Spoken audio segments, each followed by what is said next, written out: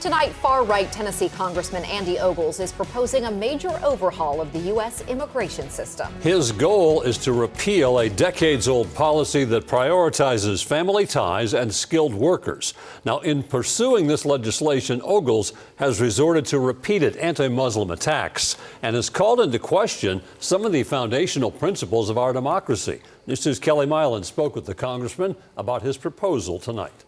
My bill, the Assimilation Act, is a complete and total overhaul for immigration in the United States of America. In an exclusive interview with News 2, Republican Representative Andy Ogles says his proposal would repeal that framework and replace it with what he describes as a merit and assimilation-based system. It's a common sense approach. It prevents any one country or group from being able to dominate our immigration system. Under his plan, immediate family members could still be eligible to immigrate to the U.S., but more distant relatives would not. Applicants, he says, would face stricter requirements. But at the end of the day, it's all about, what are you bringing into our community? So do you provide a skill? Can you get a job? The proposal would also eliminate programs like the H-1B visa, which allows companies to hire foreign workers in specialized fields. It also ends the H-1B visa scam. And instead, these companies are hiring foreign workers at 65 or 70. So what it does,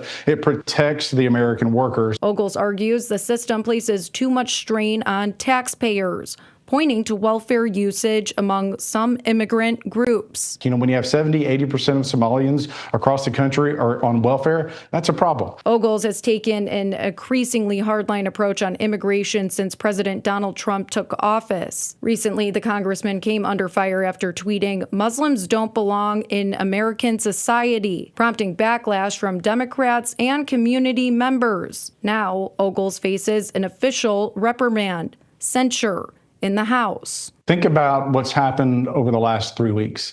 We've had 4 terror attacks, all by Muslims. Ogles, who represents a district with a growing and diverse population, says his proposal is intended to spark a broader conversation about the direction of U.S. immigration policy. He has not yet released full details on how the plan would be implemented. There's roughly 3,000 mosques in the United States of America. And as of this morning, not a single one of those mosques had condemned the violence. Bob and Haley, any proposal to repeal the current immigration framework would mark one of the most significant shifts in U.S. policy in decades and is likely to face both legal and political challenge if it moves ahead. Back to you.